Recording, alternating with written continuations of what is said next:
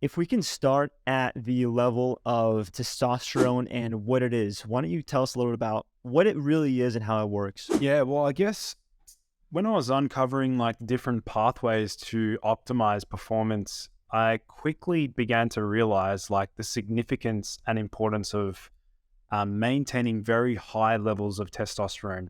Now, to put simply, testosterone is a sex steroid hormone that's produced both in men and women, but predominantly it's in higher amounts in men. And most people assume that testosterone is related to just like aggression or the roid rage hormone, for example. But actually, testosterone goes whole lot further than this. Like, testosterone is incredibly important for supporting brain health, motivation, mood, goal-seeking behavior, bone mineral density, sperm health and reproductive capacity, erection performance, sexual performance. So I guess like that hormone really is so broad spectrum in terms of its beneficial effects, body wide.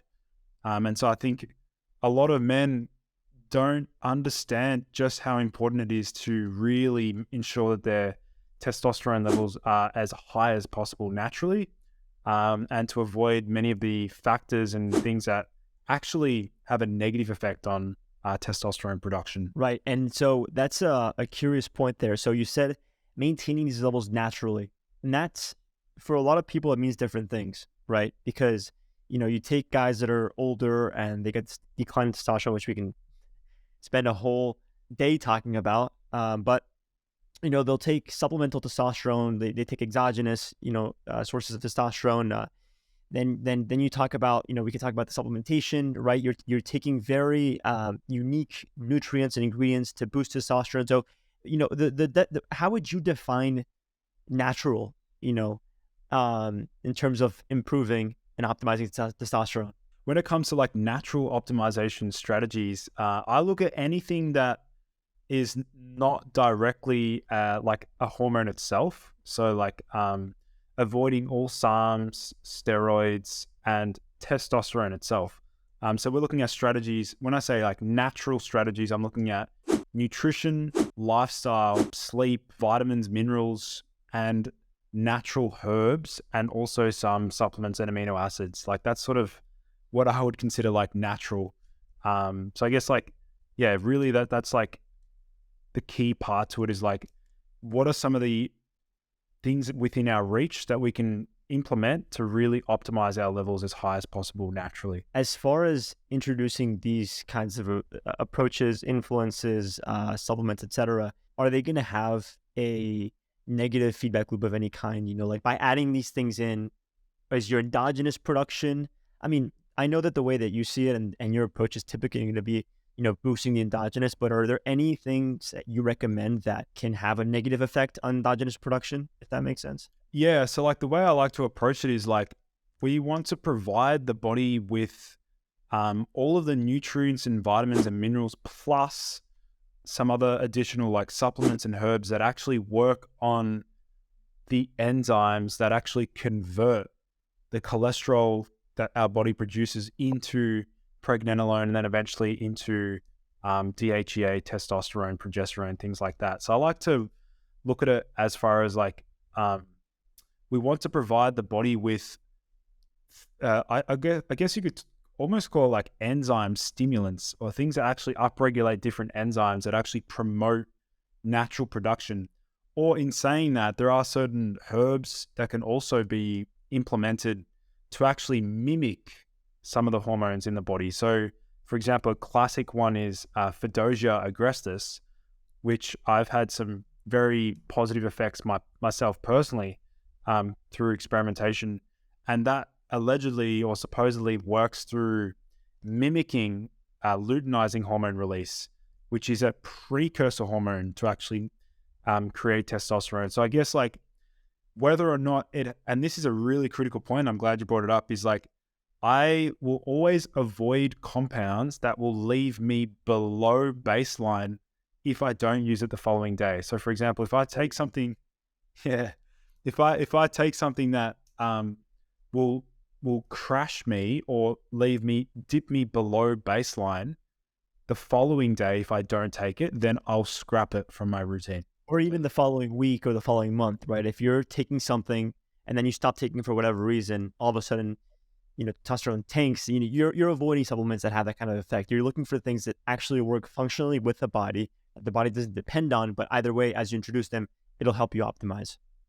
That's exactly right. Yeah, like looking at it as like, how can I implement some of these compounds to compound and sustainably increase my baseline over time, so that I'm constantly trickling and bumping up my baseline each time that I use this particular supplement. It's constantly increasing to a point where you're maxing out your natural limit, basically.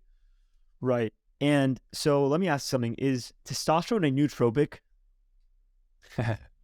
I like to look at testosterone as a nootropic, purely based on the fact that it can increase dopamine activity by interacting with the dopamine transporter, the DAT enzyme.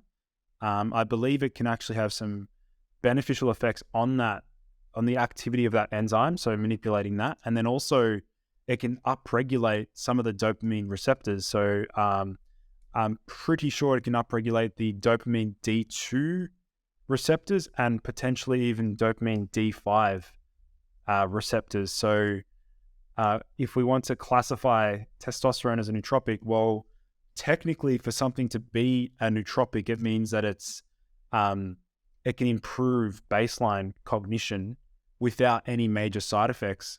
So in a sense, you could almost, consider testosterone as a nootropic.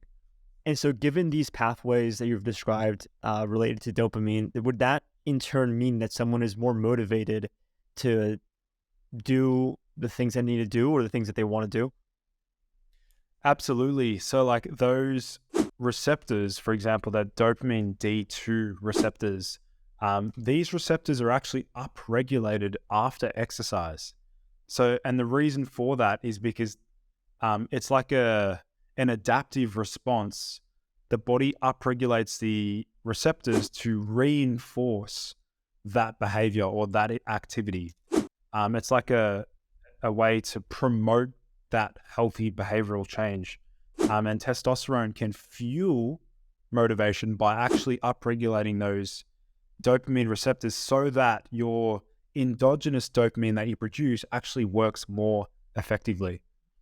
And by fitness, I mean, I know that we're speaking about physical fitness, but if we speak about fitness at the evolutionary level, right, being able to fulfill your niche, doing the things that only you can do successfully, that sort of thing, progeniting or producing offspring, all things considered that someone needs to flourish and survive and stand out by being uniquely you. Is that the kind of fitness that we're alluding to in addition to physical fitness? Absolutely. Like that level of fitness to like strive towards achieving your goal. Like the thing is with testosterone, what I've noticed is it's one of those hormones that really reinforces and encourages you to strive towards achieving your mission and purpose. It will do this because, and the way we can sort of link this back is like testosterone actually promotes pro-social behaviors. Like there've been studies conducted where they actually determine the effects of like how testosterone can modulate and affect decision making and also the ability to take risks and honest and trustworthy behaviors. And testosterone actually promoted integrity and honesty in men, which is absolutely incredible.